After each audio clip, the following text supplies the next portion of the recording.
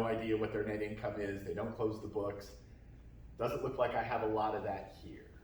I think everybody in here probably has an accounting system, has accounting software. I was telling earlier, if I get a new client, someone walks in and they kind of look fresh. The most common incorrectly answered question I had, and I asked it earlier, is what was your net income last month?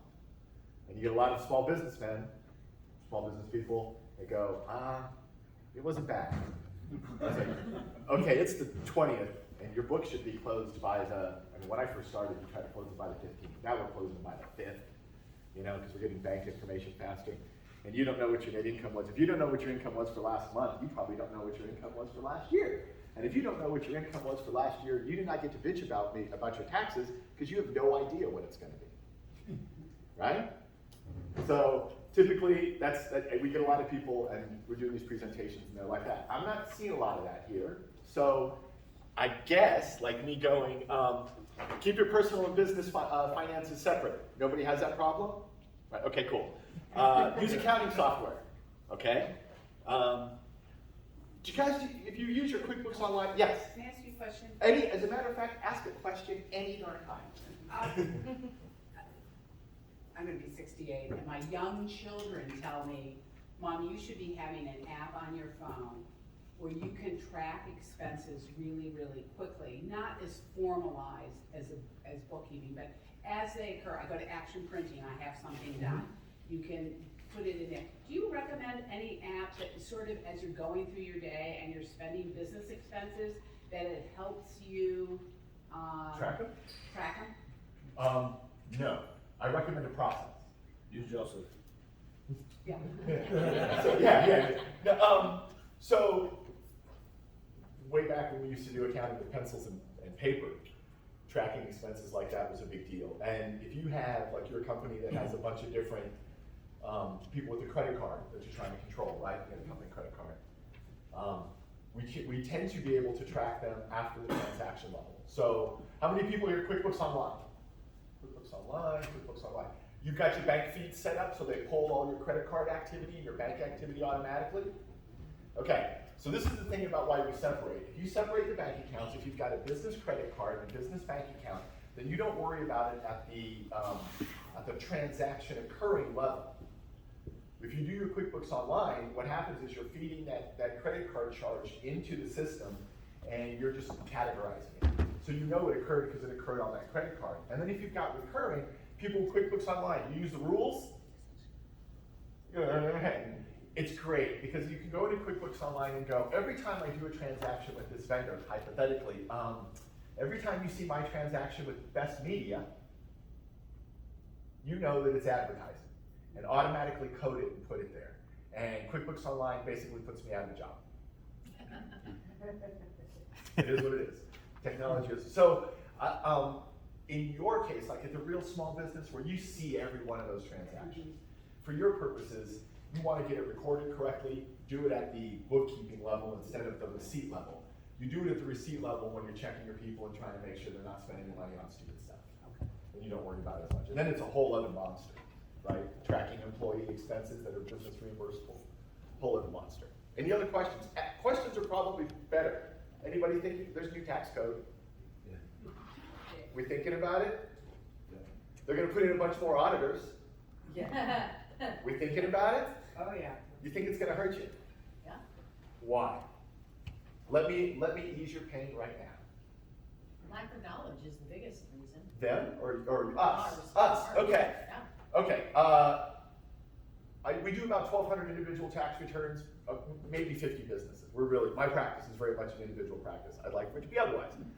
It had some history. So in my experience, in the roughly 25 years that I've been doing it, I've experienced about a dozen come-in open records audits and about 400, 500 paper audits. Paper audits is a correspondence audit. It's the most common audit. State of Arizona sent a bunch of them last year to people in Green Valley. Basically, the revenue generating agency sends out a letter that says, we've seen these numbers on your tax return. They look a little goofy. Could you help us out, provide your supporting documentation? Individuals, most common, is going to be your itemized deductions, and now the standard deduction is so high, very few people have itemized deductions. So most individuals aren't really exposed to audit risk in most cases. And most of my clients around here, all their income is from sources that the IRS already knows about, right? You get Social Security income, IRS knows. You get a pension, IRS knows. The only time they don't match up your income is your small business people. Is that me? Yeah, I think so. It's on. Oh, my mom's gonna be pissed. Okay. Mom, I had to think. So usually, when they do an audit, the things that they're looking for are something that they can't quite get the number for. Commonly, if you're doing your stuff right, you're doing your bookkeeping right and everything, you send something, they say, hey, give me your justification for this, and most commonly, standard client that runs their business right is gonna pass whatever goes on. They're gonna be able to provide their justification for whatever that number is. You get into some stuff that gets a little messy. Cell phone, mileage, meals and entertainment, travel. Cell phone, mileage, meals and entertainment, travel. Where does it go wrong? Where does it go wrong? Where does cell phone go wrong? When they intermix. Yeah, right? That's what I think. So the client comes to me, so it's worst client ever. Client comes in, here's my business, here's what's going on. I got a little, I compete with somebody. I do a landscaping design, but not this particular one because Charlene's awesome. And they come up and they go, here's all my stuff.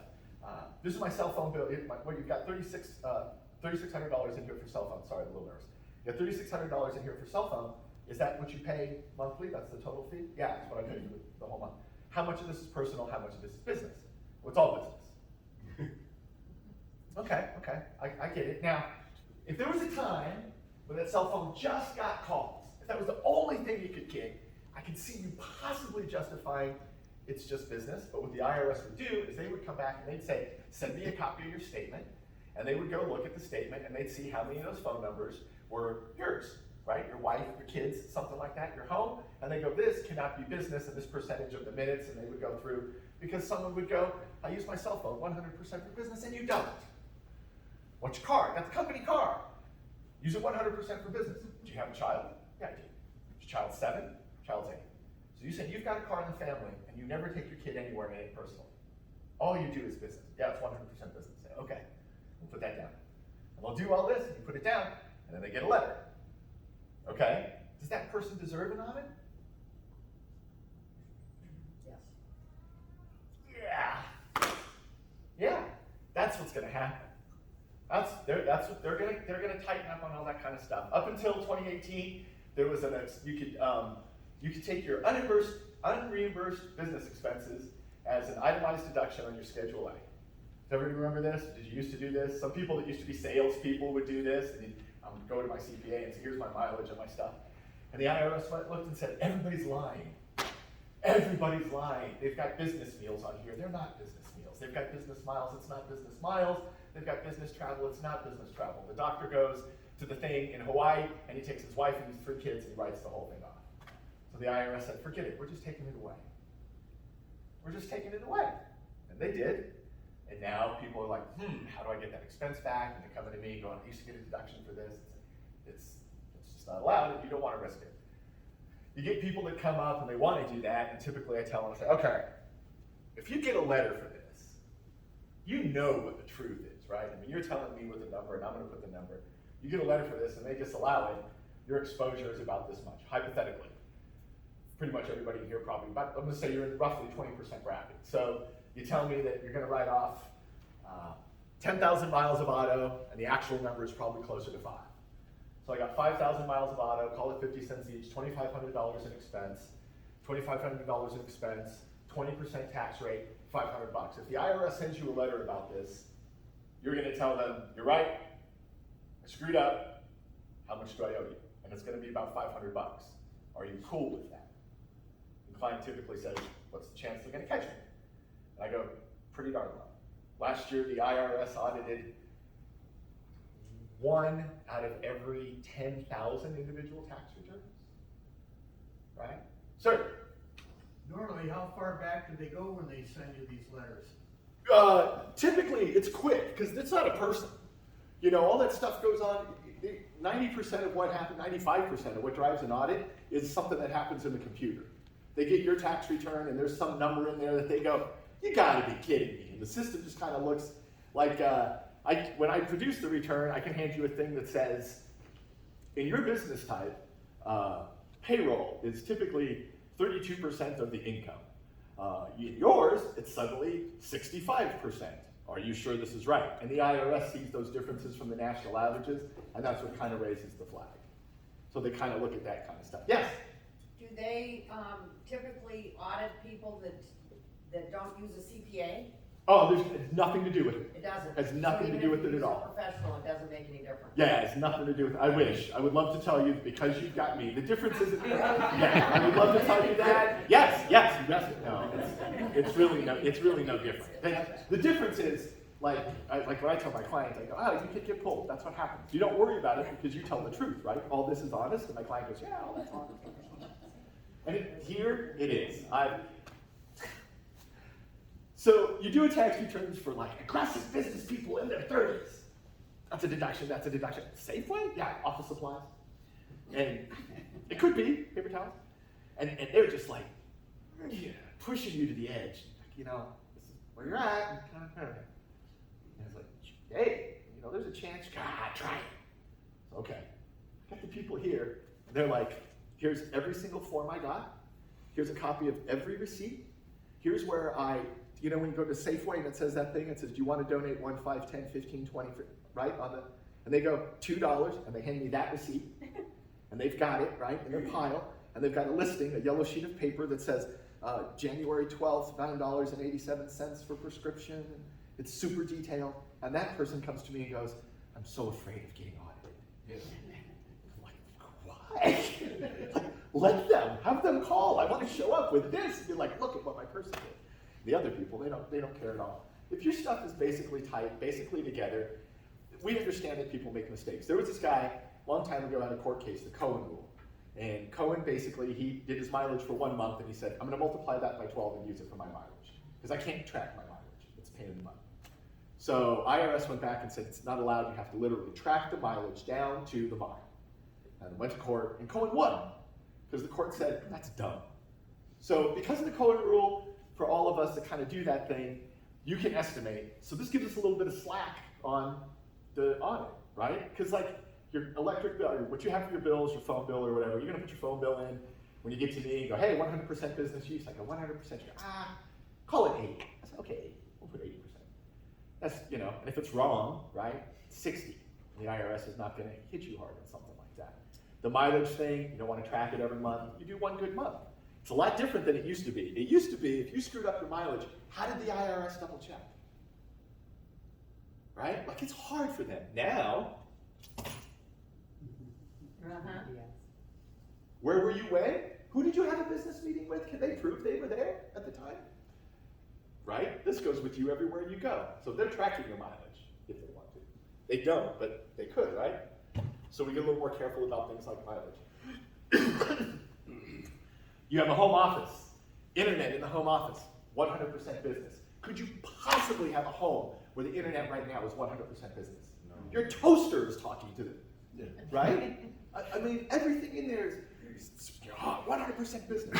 And most commonly when we're doing this, it's not the guy who's like made a buck, right? It's not like the guy that's like, all right, I'm sitting here and I'm like, I'm at a couple $1,000s. You know, so I'm just going to squeeze every expense out of this because I can't even afford the taxes. It's a situation where your net income, when we crunch out your taxable income, if you get super aggressive with those things you can't, you're, like I said, 20%, right? Like we were talking about the thing with the, you know, if you overestimated on the mileage, we're saying that maybe it saved you a couple $100, $500 in taxes, which I'm not saying isn't fair, reasonable. We're very happy to have an extra $500, a couple $100. But there's a line in there where you're going, is this really worth it? And if you go to get your tax return done and your bookkeeping done by 10 different people, it's going to come out the same. We follow a set of rules. There's no beauty to this. There's no art, basically, to accounting and bookkeeping. What it is who gives you peace? Who makes it so at the end of the day, you don't think about bookkeeping? Because that's not your job. A good accountant provides relevant, accurate information for decision makers. We were talking earlier, so when do you close out your books? Do you look at your financials? A bunch of people don't. If you're not looking at your financials, do you know what's going on? How do you make decisions? You should be able to look at your financials. What percentage of your income should be advertising?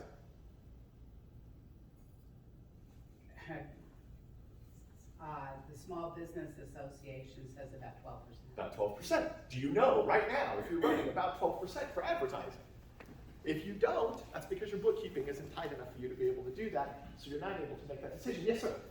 A couple questions though. course. I mean, did they take into consideration too, how long you've been in business, right? Because like your first year, 2 year, 3 year, you know, you're gonna be all over the place. Do you mean like in terms of what you, like that comparable thing, or? As far as like, you know, net income, your profit and loss statement, you know, you got a lot more money going out than coming in. They do a little bit, but really, the whole expanse of what would go on there is myriad, and often, like at the point you're talking about, stuff has gone pretty far. Like, for someone to have to take into consideration, you have to have gotten to a person. And a person is like 3 steps deep in your process. Because computer, then maybe a person, right? Like, so most of that stuff, they're not really doing anything that would be considered, like, they run an algorithm. Well, like fluctuations, I mean, Sandra, I mean, I could probably speak for both of us. We make a majority of our income 3 or 4 months out of the year. Uh-huh. And so when they're seeing, I don't know if they break it down to monthly, but you got a spike in income, and then all of a sudden, They would, like I said, that would be the kind of thing, at the point where you were having to present those facts and circumstances, that your income was unbalanced. You're way deep into something crazy, because they care about what you make for the year, right? There's no sort of monthly issue or anything like that for them. And really, so they don't, like, the audit thing, I've never had a change that wasn't warranted. I've never had to come in and change a return where when they came through the door, we're looking, we'd already talked to the client and said, you know how this is gonna go. You're just looking for best case scenario here. Because the thing that they're looking at, you know what they're looking at. Every time they've looked at something that we were right, it is resolved in a no change, which is basically what they call it. You got a no change notice, we're not changing anything, the return is fine. So it's easy to defend that. It's easy to defend good bookkeeping. People make mistakes, okay, you made a mistake. So what goes on there? If we had done the tax return correctly, it would have had this liability. We did it incorrectly, it had this other liability. They want what the proper tax return would have had. So you send them the money you would have sent them in the first place. Super easy. Don't worry about taxes. Who worries about taxes? Raise them up. There's gonna be 87,000 new people. So you know what they're gonna do? I don't Answer know the what phone. they're gonna do. They're gonna answer the phone. They're gonna process things that have been sitting there since 2019. Ugh, it's terrible. Most of the audit isn't done by a human being. At the point where an audit's done by a human being, they've sent the letter, they said, can you justify this? And you sent back a letter that said, well, I kind of can't justify this, but I don't want to pay it. And they're like, well, you have to, and it's gone back and forth, and finally you get to a person. But typically, every audit starts with them going, are you sure? And I get the letters that, are you sure? Where it's, oh, yeah, we're totally sure. We're gonna send this thing right back. And I get the other ones where I'm going, okay, this is what you told me, and this is what you put on the Schedule C, and you said all these were business meals. You wanna go with that. You have all your receipts with a little note on the back. What do you track for a business meal? What are they looking for? who, what, when? Yeah, they want a receipt on the back, they want the name of the client or the business contact, they want the reason that you met with them. Is that what we're doing? No. Has anyone been audited for it? No. They don't. They care about egregious, they care about crazy. Something like that, you gotta look at it and say, all right, do we do enough that it really matters? One more, the Yeah, of business course. meals. You Yeah. brought the business meals. Yeah. Currently now, it's still 100%? Right now, yeah. Okay. I was looking for 2023. Unlikely. But I had a client come in, they go, family-run business, said, typical, you get this one, you know, business is doing okay, need to save a little money, need to figure out how I'm saving a little money. And the first thing when they say need to save a little money, I said, oh, so you want a higher net income to increase your taxes, right? Well, that's how it works. It's okay, let's save some money. So here's what you do, because you're running it pretty tight. Okay, you can't convince me that like all this slop is just running through. So here's what I want you to do for the next 2 months. Every time you write a check, every time you sign a check, I want you to ask yourself, did I really need to do this for this company? If I didn't own this company and I just worked here, would the owner come back to me and go, what the hell are you doing, paying for that? Sign those checks. And the client comes back to me a couple months later, I said, did you do the experiment? Yeah. I said, how did it go? Well, most of it's pretty easy, because I'm paying suppliers, and I'm paying vendors, and payroll and stuff. That's pretty straightforward. But then I got to like credit card charges. And there's some stuff in there that's like the family kind of doing some stuff, but I kind of got it and said, okay, the fat is like that discretionary stuff that the family is a meal that we have to get or something, right? Paying for the family gas or something like that. All right, there's where your exposure is. You know that's not a business expense. But you've always done it, is it really that much, that kind of thing. You tell them, that's what you're doing. That's where you're taking your risk. And then you probably, when you have all that, you probably don't have a receipt from the family member that went and had that meal with whoever that says I met with this person. So not only is it not real, but you didn't even try to fake that it was real. You got some exposure here. Are you aware of that? Here's where you're at. This is what you can do. So really, outside of that, most of us, when we're running a good business, if you've got a partner, a disconnected partner, you're probably doing your accounting right. And if you're doing it right, you don't worry about audits. If you ride the speed limit, you don't worry about getting pulled over. Yes, sir. How long should you keep business records? What's your rule of thumb? So there's a couple of different types and a couple of different reasons. I'm going to want you to keep around all your financials and stuff 7. And purchases of long-lived assets that are going to live longer than 7 years, or that you think you may resell for, like, someday I'm going to get good money reselling this. You want to keep those around because it's going to help us work out on the capital gain and stuff like that. But generally, we want you 7, and we want a hard 7. Not like, I got 7 over here, and I got a few years back here, and then I got the storage, I got a couple others that I really need to get rid of. You have to get rid of them. How did they bust Enron? Right? Missing portions of prior year documents. Not everything. Because when they come up to you, you go, we want your stuff from 8 years ago. You say, I have a policy, I shred everything at 7. I don't have anything that's older than 8, except for these couple of things, because that's the building, and that's the truck, and that's all I have. I shred everything past 7. Okay, that's solid. Where are these? Well, I shred some stuff, but not everything. Okay, that works a little. So generally, a hard 7 years, except for documents that you really think of as permanent. Long notes, right, mortgages, and things like that. So if it's longer than 7, you're subject to audit on those years that you have actual discoverable information, is that correct? You are subject to audit over any time period if you've committed fraud. So there's no statute of limitations on a fraud audit. Outside of that, like a mistake, or something like that, basically 3. Pretty much 3. And then you mess it up, you do something, the mistake turns into a fraud, and then they start looking at prior and things like that. That's where a lot of times when we're trying to sell the more conservative position to the very risky client, the sale works when we say, they're not gonna crack 1 year. You do this, and they crack it, they're gonna crack that year, they're gonna crack 3 years back, they might go further if that's how it goes, and they're gonna look at you for the next 6. Is it worth it? Is it worth it to save $200 on taxes? You walked away with $85,000 from the business this year, you're trying to save $200 on taxes. Is it worth it to crack this thing? Yeah, it's probably not. Taxes are just one more expense. It's a good expense. It's a good expense. Do you want your tax expense to go up next year? Yeah. Absolutely. What would make your tax expense go up next year? More income. Right, and at a 20% rate, which most of us are, roughly, unless you get into your self-employment. How many people here set up an S-Corp to get out of self-employment taxes? Excellent, excellent. Good call. S-Corp is a good call. When your little Schedule C business gets big enough, and you start to look at that self-employment tax number, talk to your person, ask them about setting up an S-Corporation. S-Corporation is a super popular vehicle. Go Google it. Whatever Joe tells you, don't trust him. Go out and Google it yourself. Google says, should I turn my sole prop into an S-Corp? And you're going to see a lot of really good stuff about it. Accountants like it. It's a good vehicle. You can kind of do some stuff with the business expenses. In your opinion, what income would that be?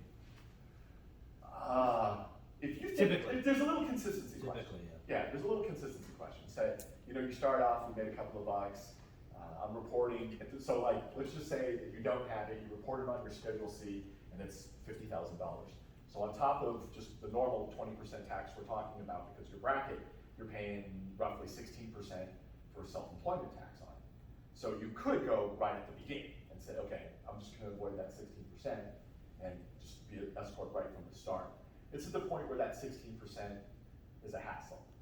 I'd say, 20, 25,000, if the income's gonna be 25,000 a year, then you're either doing it or considering it pretty hard. And if you think that income is gonna grow, then the decision has more pressure. You really wanna get to it before you're getting 40, 50, 60,000 a year. Does that make sense? Yes, ma'am. So, my business is small, but my husband's is larger, Okay. and this is all income, right? Yay! Okay. So what if he's an S Corp and I'm not? Doesn't, in the end, I mean, do you know what, really the S Corp thing is so that within that income stream, we're trying to avoid the self-employment. So hypothetically, if you, like I said, if you had two exact businesses and one is set up as sole prop and one is set up as an S Corp. Yes. In the sole proprietorship, you basically do a profit and loss statement, you come up with an income number, that's gonna be taxable income, and that's also self-employment income. And is that like on C? Yeah, exactly, it's on your Schedule C. Yeah, good job. Looking for work? So what you end up with is like when it starts off small, and you don't even notice, when you start off small and sitting there on your Schedule C, you make a couple $1,000, they put roughly 16% tax on that, so a couple $100, and in the total of the taxes, it ends up, where is it now, line 18 or something like that, additional taxes from self-employment. And you don't notice it, because you guys, I fill out the thing, you flip it over, you go right to the refund line, that's what matters, all the other stuff is just, okay, what's the refund line? So you don't see the important stuff, it's just this. I start at the top, go down. And you don't notice it. But what happens at some point, you have a good year, and then you come and you sit with me, and you're like, hell man, why are my taxes so high? I was like, well, you've got this, we talked about it previously, you're sole prop, you get to pay yourself, last year you paid this much, it finally gets big enough. And that's when the person goes, how do I save some money? And we say, let's do the S Corp thing. But if we can, we have that discussion early. And we look and say, is it your intention that this business is going to do well? Yeah, okay, good. At some point here, you're gonna be big time in it. And when you do, we're gonna make this an S Corp. So do a little conversion, you're gonna be a sole member, 100% owner of this S Corp. And there's some accounting things that we can do, like it can pay for your car lease and some other stuff like that that works a little different if it's just your Schedule C, and you're paying yourself a salary. So now you're gonna have to do payroll. But everything that you pay yourself a salary to, it ends up as an expense on the bottom line that you didn't have when you were an S Corp, when you were a sole prop. And the portion that's left over after your salary is taxed at your normal rate, but doesn't get self-employment tax. So you kind of find your balance number in there of what your wage is and how much you can get over that. And as the company does better and better, hopefully the growth of the income side exceeds the growth of the wage side, and you get this bigger and bigger chunk that's at your ordinary rate instead of having on the sales tax you're saving 18%, and 18% is a pretty big number on taxes. Does that make sense? Yes? Are you just doing this or do you have a question? Okay, sorry. So that's and it's, when you do it, does it feel long-term? Does it feel like the growth is going to continue? I'm thinking about getting employees anyway, so I'm going to have to set up a payroll. Do I even want to deal with payroll? Because if you do an S Corp, you have to set up a payroll. Yes? And the employees are not 1099s, right? Employees are never 1099. Okay, so when you say, I'm gonna have an employee, but he's gonna be a 1099. The employee does it is count? never Okay. So contractor. 1099 is a contractor. What's the difference between an employee and a contractor? You don't pay taxes? No, I mean, like, how do you know what the, Oh, well, they get a 1099, they work when I want them to. when you want them to? That's an employee. My husband. But he works when you want him to. It's a marriage. They're not employees. But how do you know? Do you know there's a test? Oh, well, okay, what is it? There's two, actually. Okay. There's what Arizona still uses is the traditional IRS 11-point test. And so, what do most businesses and those people that are receiving the money, what do they want to be? What do you want them to be? 1099 person, but you want them to be an independent contractor. Yes. Right, okay. So realize that everything the IRS does is to abate the things we have done to pay them less in taxes. Everything they do is in response, right? So we start going, shoot, I don't have employees. I'm just going to pay you like a contractor. You're a contractor, you're a contractor, you're a contractor. And we get away with it for a while, and then the IRS goes, why are all the payroll taxes so low? Oh, everybody's a contractor. Are they? So they do this thing. And the old test used to be like I said, the 11 point. Like, did you provide a uniform? They're an employee. Do you set their hours? They're an employee. Do they come into your place to do the work? They're an employee. Did you pay them for a holiday? They're an employee. So they got this whole set of rules, right? And it gets fought all the time. You probably heard about the Uber driver case, and there's a whole bunch of different things where, because people say, I want to be a contractor, or contractors that want benefits go, I want to be an employee. So Arizona still follows the old rule. California changed it, the ABC test. Yeah. And California came up with, it's genius. It's really good. I mean, as a business person, I'm like, oh man, that's, ouch, but that's really good. So California goes, do they help you make money? So for example, I got a person, or me, I could go up to some tax guy and say, on my own time, you send me the information, I'm gonna sit in my place on my software, and I'm gonna crunch tax returns for you. But I pick the time and I do all that. You don't uniform me or anything, I'm selling you a service. And he's the one company I do it for. And it makes him revenue. I'm an employee. Because I am making him money, right? So California changed it, and boy, did the states look at that and go, I really like that. So it's not going to be surprising if you see that kind of rollout, that it's a more aggressive definition of who is an employee. Yes? But how many of those criteria do you have to meet? Just one? It kind of gets down to two, because so the first one is, do you help them generate their revenue? And that's a big one, right?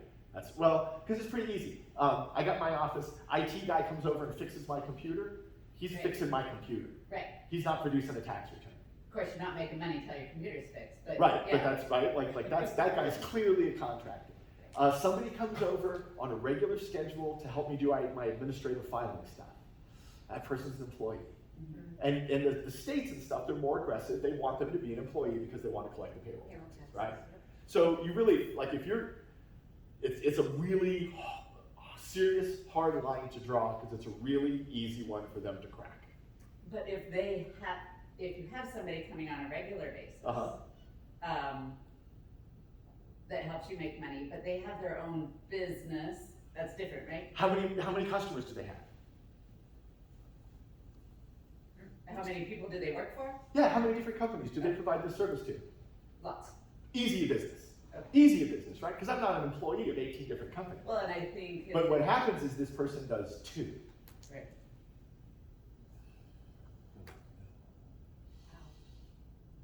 Or one. But I'm a they- business and I have one customer. You're an Doesn't matter if they have a business license or not?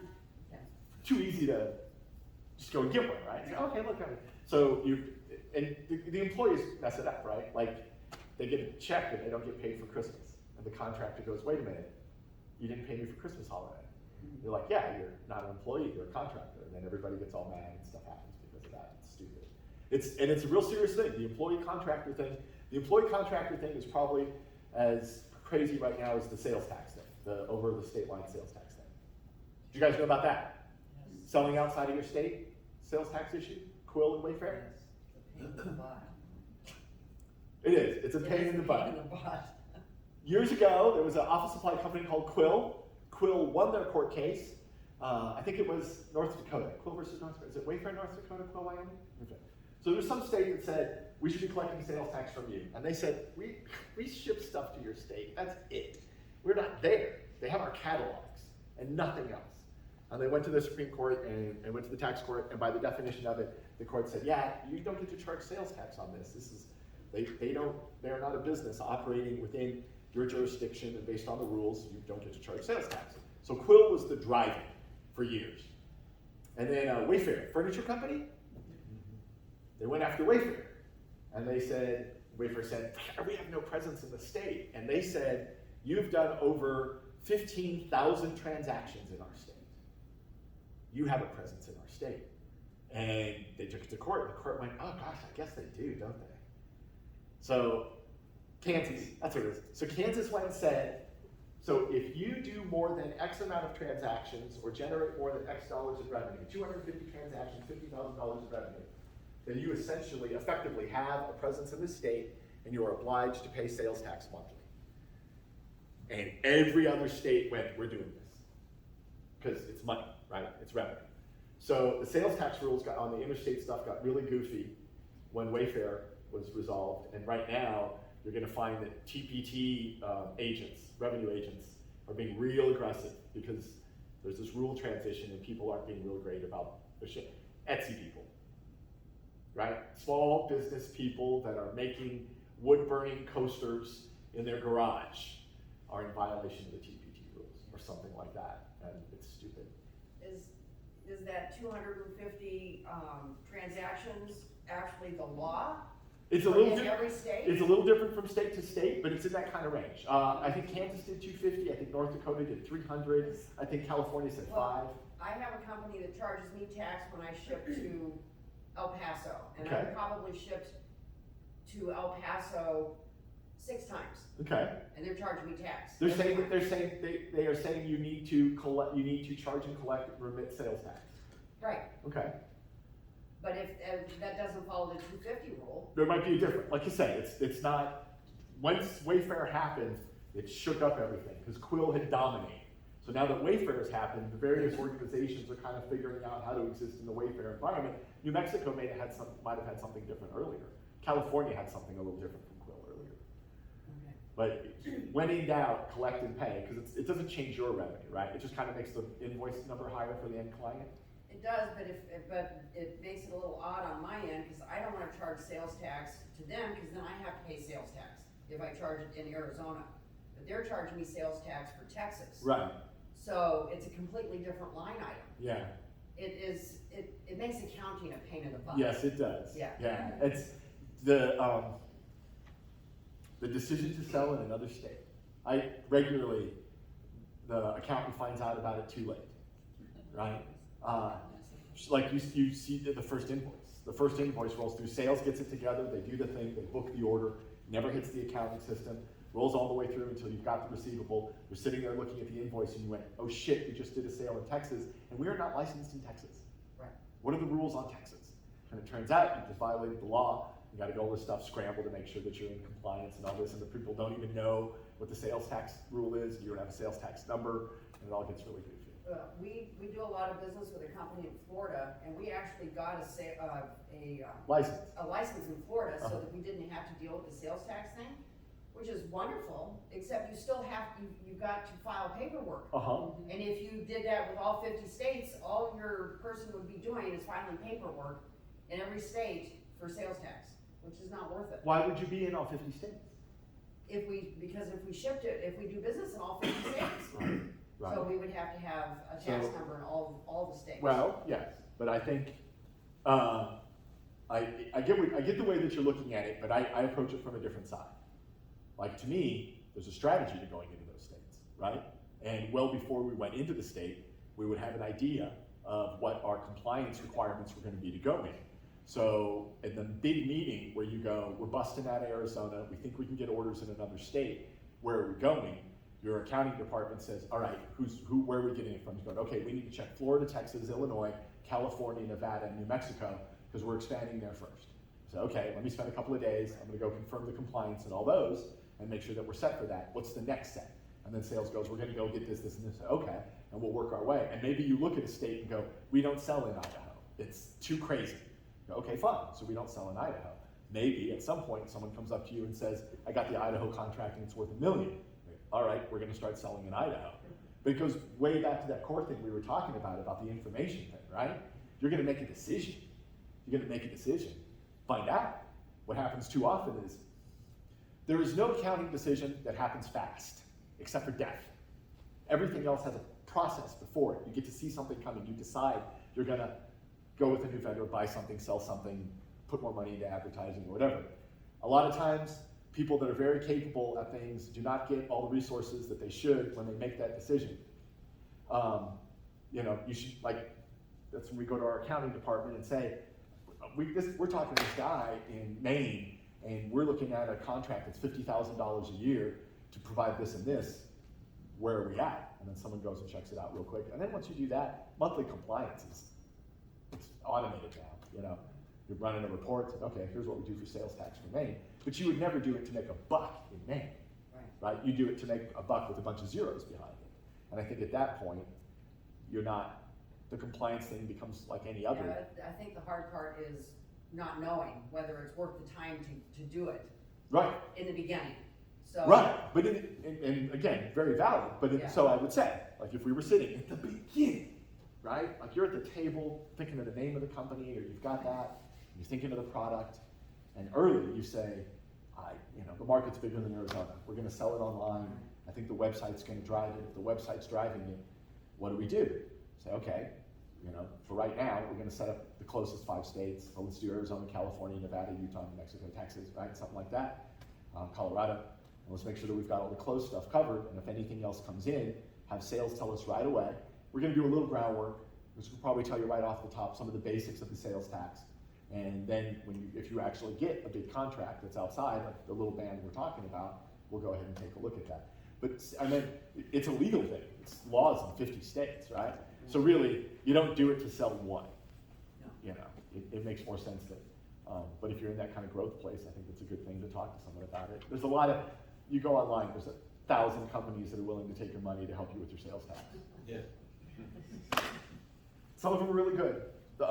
Those Amazon, Etsy, all them, their internal stuff on all that, they're great. They handle all that stuff really, really well. And it, for the small business person, it's super helpful because state sales tax, it's this jumble of laws. It's, California does not tax services. Most states, right? Like, so if you're a contractor and you go and repair something, they don't tax you. Kansas does. So you got a California company. You do your thing, providing the service, oh, we don't tax it. Salesman says, hey, we're gonna go to Kansas and do the thing. Go to Kansas, do $250,000 in things, service, we're not taxing. Kansas shows up. Kansas says, what did you do? Present the invoice happily. We did all these services. Did you pay the sales tax? Services aren't taxable. Where? California? Right, but they're taxable here. Oh crap. And you didn't, you are liable for the sales tax. You are allowed to charge the client the sales tax. If you charge the client, it's clearly on the invoice, you can collect that sales tax and remit it. But if it's not clearly on the invoice, you have no recourse to get it from the client. So that sales tax paid by the company of the state of Kansas. No client had to pay it, they had to pay the whole thing themselves. Why? Because they didn't take 15 minutes to read the Kansas sales tax rules. Or didn't call somebody and say, hey, we got this great deal in Kansas. What's going on? Anyway, sales tax is crazy. More questions? Yeah, I've got a question. Yes, ma'am. You talk about optimizing your chart of accounts. Yeah. What do you recommend? So what I don't recommend is this client I have that has a full 250-line chart of accounts. The biggest number is a 7-digit number, and the smallest is a number, a period, and 2 decimals. And they've got like all these little accounts, and at the end of the year, it's got $8, $7.18. And I sit with them and go, what decision do you need to make that has to have that broken out? You're just looking at junk that's in your eyes. The smallest expense on your chart of accounts should be miscellaneous. There should never be anything that's smaller than your miscellaneous expense. So categorize your stuff. Office supplies. Yeah. And so you want your chart of accounts to provide you the information to make the decisions. So you get, what's the nightmare? Where did you put the aquarium cleaner? I put the aquarium cleaner in janitorial. Janitorial looks too high, move it to office. Okay? Move it to office. A couple months later, office expense looks really high. Oh, we're running the aquarium through there. Move that to janitorial. Okay. And you're just bouncing stuff up and down lines, but no one's making a decision about it or anything else like that. And in the end, like someone will worry the tax return, oh, I called it supplies, and I think it might be printing and postage. Say, it doesn't matter, it's just one line or the other that they don't read that's gonna go into some statistical analysis. In the end, the bottom line is the same. So we don't sweat goofy little stuff. Chart of accounts probably shouldn't have more than 15 line items, right? And if you've got anything that's small, you're just People are going, 15, I got 30. If you have multiple income streams, if you run some stuff through cost of goods sold, I can see it being a little bit more. Because your cost of goods sold section might have 5 or 6 accounts in there, things that are related to bringing product in. But overall, it should be pretty tight, because you're just making it harder for yourself if you put more categories in. And you're just kind of, is this IT maintenance or website? Oh gosh, who cares? Unless you're using it to make a decision later, you're just putting it on the line, and it doesn't really matter too much. Does that make sense? Thank you for the question. Master your monthly financial reports. Everybody looks at the profit and loss around the 10th of every month. Excellent. Look at our balance sheet. When you do your profit and losses, are you generating a column that shows you percentage of income for your expenses? Because we get back to that question about how much are you paying on advertising. If you're not generating a column on your reports that shows your percentage of expenses, you're not giving yourself as much information as you possibly can have, and you're probably not making the best possible decision. If you go and buy a restaurant, you buy a store, somebody that purchases goods and sells them, right away, real quick, they can tell you what percentage of their sales is probably their cost of goods sold, because they know their markup, right? Like if you go into a restaurant real quick, and you can look at their financials and you see they're running a 35% food cost, they know they're paying way too much. If they're running a 35% labor, they're paying way too much. And the business owners talk in those numbers, right? Like you walk in there and just go, how's your business doing? How are you doing? We're getting, like right now, I'm getting killed on inflation. I'm running a 33.5 food cost. Okay, that makes sense. But you know it because you see that percentage out there. If you just looked at the core numbers, what's that number? It's about, but you see the percentage, you can see it creep up and down. Don't worry about anything. You guys come to me like, this thing is the smallest little percentage. Usually for every company I have, there's maybe 4 or 5 expenses that drive the profit and loss. And then there's these little things, right? A couple bucks for postage and some other stuff. But really your expenses are in these sort of core of a certain little group. And when you try to go back and cut, you're gonna find that most of you guys, there's no fat, right? We're not running all this stuff where there's all kinds of people running expenses through, or we're inefficiently producing products or anything like that. We tend to resell the things that we buy, mark it up and sell it. There's not really a lot of expense to cut, usually, when you guys come to me. Plan for taxes throughout the year. So I tell the clients, when most of my clients don't have variable income, it's usually pretty straight, I tell them, come and visit me in November, and we're gonna tell you what your tax load is gonna be. Because by then, we should know, right? What's your income for the year? It's about this. Throw in a depreciation calculation, just a journal entry for the retirement or something, got a pretty good idea of what that income's gonna be. Based on where you're at, your tax should be about this. And then you know, and it's just an expense. Right? It's the shock that gets people, when they walk in. And the shock is unfair to me, because you knew you had a really great year. You knew you had a great year. And you say, I don't understand it. The guy pulls up, beautiful F-150.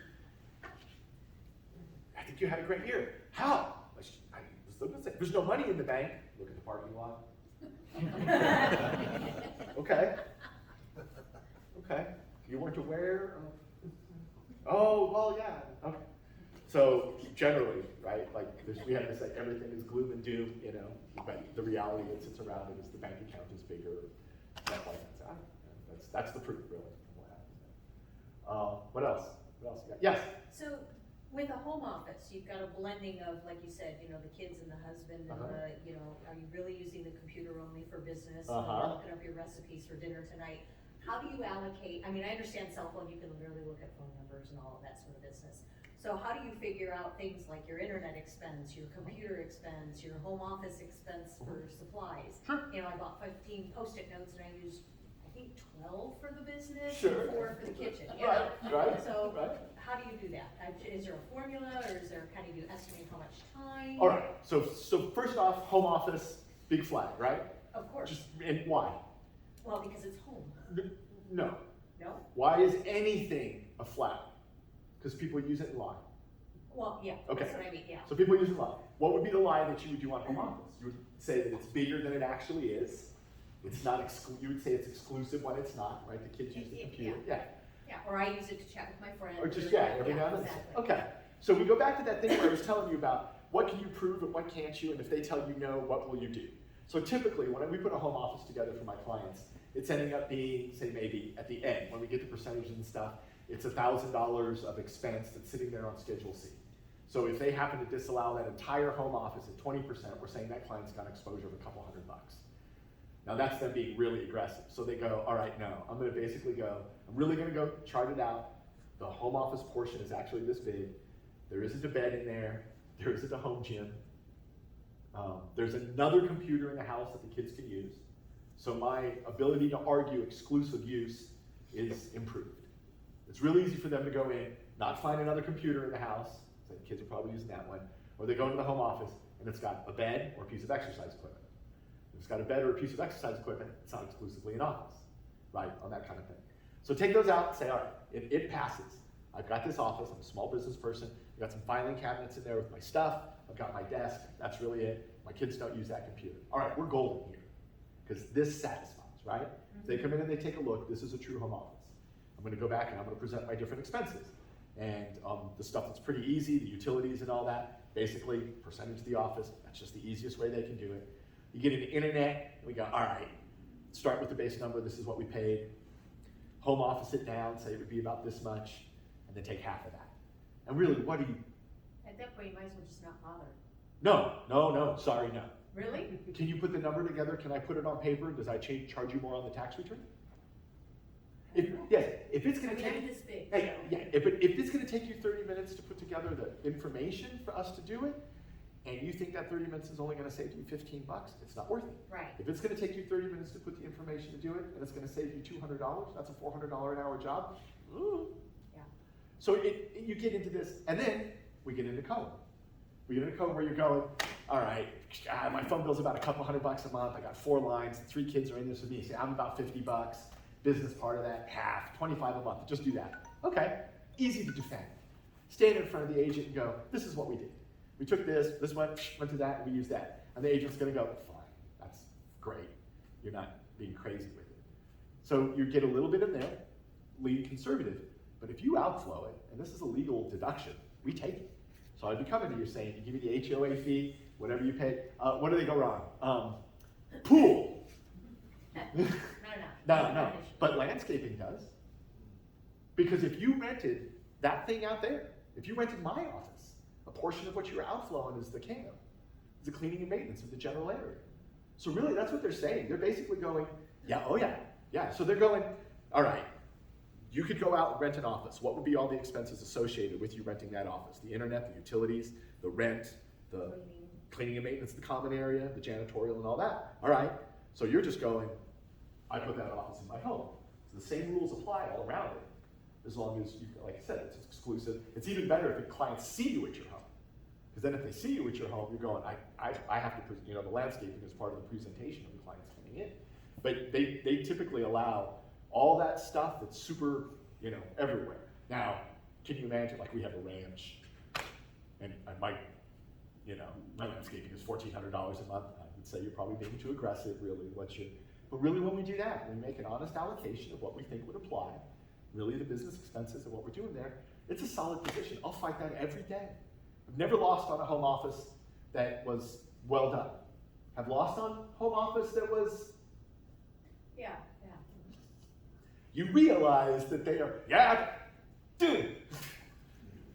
But it's when there's that blending, I'm by myself, I don't have any kids in the house or anything Sure. like that, but if it's by myself and I, 2 hours doing some work and then an hour, like I said, figuring out what recipes for dinner and then Right. talking to a friend on Zoom and then go back to client Right. work, it's really muddy. Yeah, but so you're gonna make your reasonable, just so estimate. so muddy, instead of going 50, you say 30.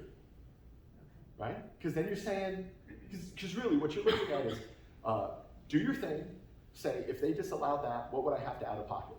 And I'm regularly, I'm sitting with you. While you're sitting there with me, you're going, what's that? And I go, all right, cool. How much are you putting up? All right, here's your result. Does that feel good? Typically, put another 1,000 on the mileage. Okay. You put another 1,000 on the mileage, you're $550, it's gonna bring it down. Are you prepared to defend this position? And if they don't, if you can't defend this position, if you get a letter about this, you're gonna go, oh shit, I'm so sorry I made a mistake. Let me fix it, what do I have to do, right? We're not gonna, because you're basically just creating this. I mean, Yeah. we're not gonna defend the fake, right? Like, oh, okay, and then you do it, and typically, it slides. The audit thing is goofy because the people with the most money that have the most to get also have the best defense. The most common fraud on a tax return is what? On an individual tax return, what's the most common fraud? Earned income credit. Right? Earned income credit automatically implies you do not have a lawyer. You're in the earned income credit revenue range, right? Income range. You guys, who knows what the earned income credit is? Whoa, raise your hand, earned income credit. Oh gosh, okay. Probably the best welfare program. Basically, if you make enough money, you're a married couple and you've got kids, it even applies if you're a single person. If you're low income, they have this chart and it says like for a single person, it goes from like 0 to I think $9,000.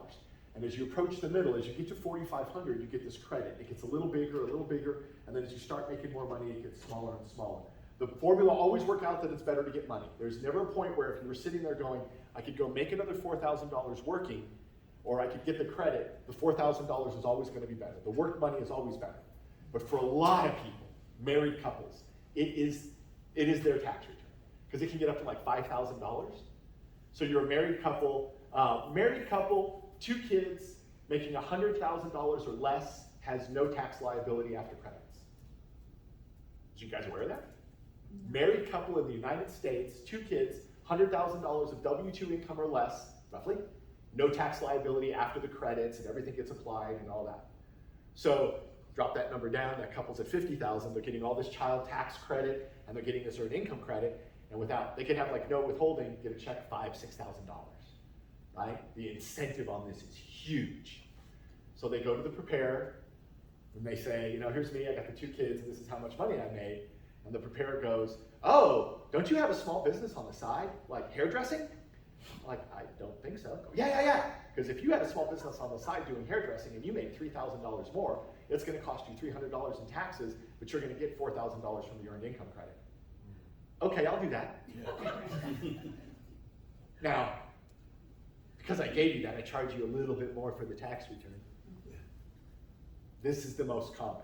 IRS comes back, they say, do you really have this small business? The person says, I'm licensed, they have no accounting, they have nothing like that, and they crack it like that. Super easy. Super easy. They crack it like that and they get the money back.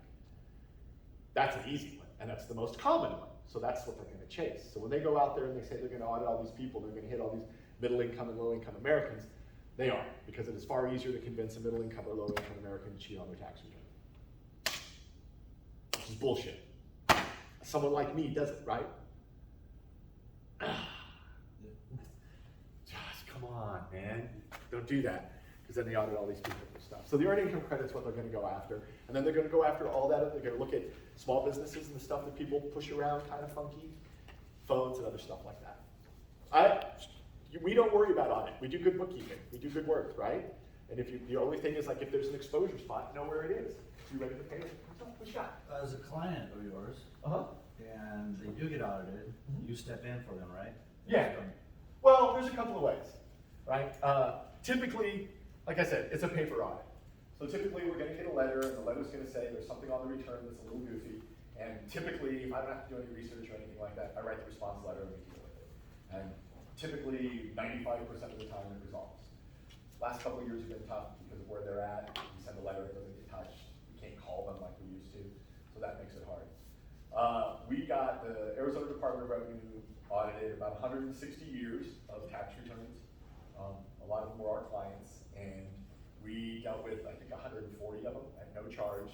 And we had a couple that we had to go and really do work, right? And we got to have someone make, okay, so if I've got to make a ton of copies of something, I've got to charge something. And I think our average fee was about $150. So we typically, because it's nothing.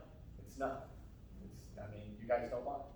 So we don't worry about it. And if you are audited about something, at the point you got that letter, you know what you did. Yeah. You know what you did. What happened? Is this me? Yep. My name is Joseph Lessard. Oh, got one more. Okay. You and your wife draw Social Security. And then you do a little consulting. that consulting is in France or Italy or Germany. Okay, And then all of a sudden, it's a kind of a pro bono thing, okay, but a case of wine arrives at your doorstep. okay, And then another case of wine arrives at your doorstep. okay.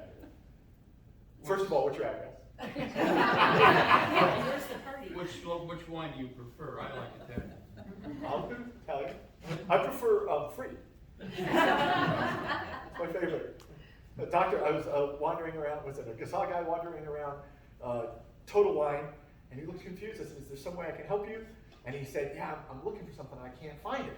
I said, what you looking for? He says, I'm looking for less liquor. That's what the doctor told me I need to drink. So let me help you look. You get it, it's essentially, so tax on all income worldwide, no matter where you earn it, it's taxed in America.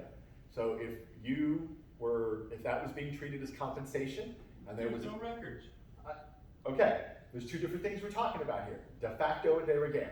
De rigueur is the law, which is what I'm telling you. De facto is what really happens in the world, which is much more common.